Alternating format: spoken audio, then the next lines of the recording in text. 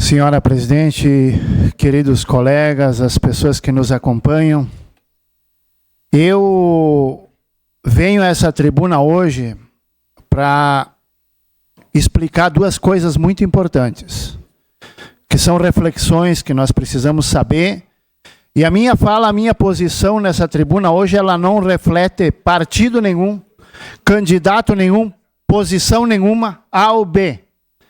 A minha fala dessa tribuna hoje, ela se reflete a uma questão do que o povo pensa. E eu vou tentar, no mais breve tempo, senhora presidente, eu vou tentar fazer uma analogia da explicação do porquê da decisão e da posição que eu irei tomar na votação tão importante do dia de hoje. Em primeiro lugar, eu quero dizer a todos que nós estamos aprovando um financiamento que, independente da rua, do lugar, do bairro, independente de qualquer coisa, tudo que for feito em prol da comunidade é positivo. É positivo, não importa onde. Mas a questão não é essa. E eu vou trazer aqui, senhora presidente, bem brevemente uma situação para todos refletirem. Eu tive várias reuniões de sábado até ontem com todos os maiores produtores da nossa região, que nós temos orgulho de dizer que a Serra Gaúcha é o maior produtor de hortifruti e granjeiros do Rio Grande do Sul. Pois está prestes a deixar de ser, senhoras e senhores. E isso reflete na votação de hoje. Está prestes a deixar de ser. Por quê? Porque se for aprovado os 12% em cima dos hortifruti e granjeiros, os agricultores vão encerrar 70% da produção. Vão arrancar os pomares, vão diminuir as lavouras e nós teremos 70% a menos. O que isso vai resultar em cima da votação de hoje? Que a arrecadação desse município aqui, ao que diz respeito do agro, vai cair drasticamente.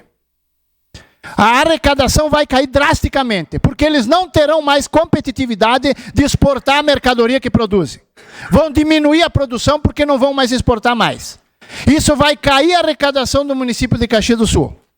E bastante, porque nós sabemos que na pandemia quem salvou o Brasil foi o agronegócio. Bom, nós vamos deixar de ser o maior produtor de hortifruti e granjeiro, primeiro, se isso for aprovado dia 1º do mês que vem. E nós estamos fazendo um financiamento, uma dívida que terá que ser paga. E se a arrecadação do município cair, e se as despesas aumentarem, como nós conseguiremos o próximo prefeito, seja ele quem for, né? Como ele vai conseguir dar a volta tendo menos arrecadação do que ele tem hoje? Nós temos aí vários financiamentos, né? Tudo isso tem que ser pago.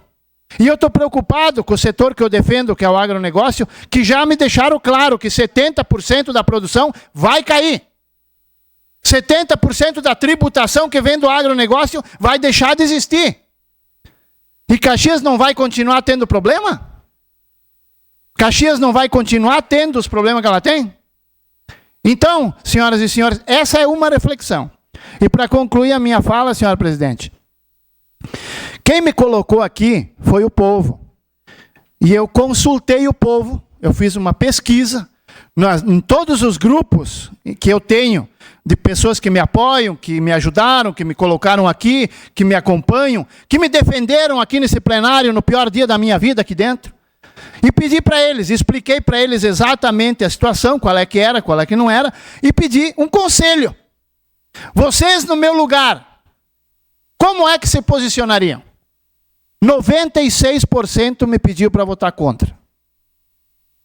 Então, o que acontece? Eu tenho uma obrigação, e aqui não tenho nada com o seu prefeito, que sempre colaborou comigo, né? Sempre me ajudou, e sou muito grato e serei sempre muito grato, né? Mas a questão não é o prefeito ou a administração. A questão é o que o meu povo me pediu, e a questão é a perda de arrecadação se for aprovada a lei do governador Eduardo Leite a partir do dia 1º do mês que vem. Isso tudo reflete em cima dessa situação aqui, que me preocupa muito. Então, por este motivo, me posicionarei de forma contrária.